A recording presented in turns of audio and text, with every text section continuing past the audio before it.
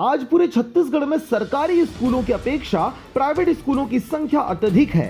छोटे छोटे बालक बालिकाओं के पढ़ने के लिए गांव-गांव में प्राइवेट स्कूल खोले जा रहे हैं और प्राइवेट स्कूल में भी बच्चे अधिक संख्या में पढ़ते नजर आते हैं। यह सोचकर कि सरकारी स्कूल की अपेक्षा प्राइवेट स्कूलों में शिक्षकों द्वारा सही तरीके से पढ़ाया जाता होगा, पर उन्हें नहीं मालूम होता कि उनके साथ क्या हो रहा है।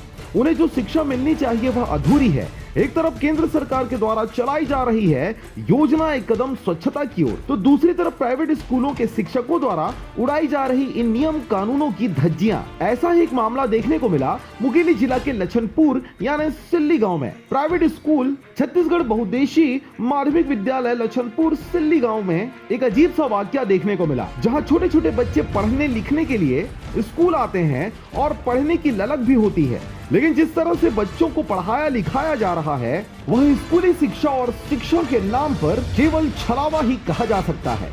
क्या आप यही शिक्षा देते हैं बच्चों को? नहीं सर, बनेगा, दिल लगा कर बनवाएंगे 4-5 लोग। कब से चल रहा है विद्यालय? ये विद्यालय जुलाई से चल रहा है।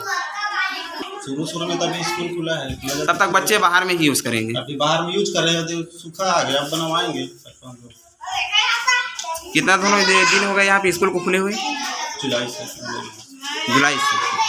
आपको बता दें कि इस प्राइवेट स्कूल की अजीबोगरीब दास्तां देखी गई, जहां स्कूल तो है एक प्राइवेट स्कूल जो कि सरकारी स्कूल या भवन में होता है संचालित। इस स्कूल को चलाने वाले मालिक का नाम है आशीष टंडन, जो मुंगेली जिला में 3 से 4 प्राइवेट स्कूल संचालित करता है। लछनपुर के स्कूल में 60 से 70 बच्चे पढ़ने के लिए आते हैं, लेकिन उन्हें यह नहीं मालूम कि वह प्राइवेट स्कूल के छात्र हैं या फिर सरकारी स्कूल के। आपको बता दें कि इस दौरान जहां यह प्राइवेट स्कूल संचालित हो रही है वह एक प्राइवेट स्कूल नहीं है बल्कि वह सरकारी स्कूल है और वहां पर शौचालय की समस्या है। जब बच्चों से पूछा गया कि आप शौचालय कहां करते हैं, तो बच्चों ने हाथों से इशारा करते हुए बताया कि हमें शौच के लिए बाहर जाना पड़ता है।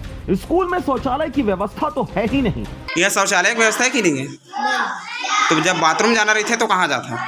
वो उधर खाली है। जब बाथरूम जाता तो कहाँ जाता? खुले में। स्कूल के नाम मालूम है? क्या नाम है स्कूल के? चिरौंजपुर। अच्छा, यह शौचालय तो छोटू हमला देखे में नहीं मिली, शौचालय कि नहीं? तो कहाँ जाता हो? 1 नंबर जाता हो तो फिर उस तरफ खुले में के कामा जाता मैदान में।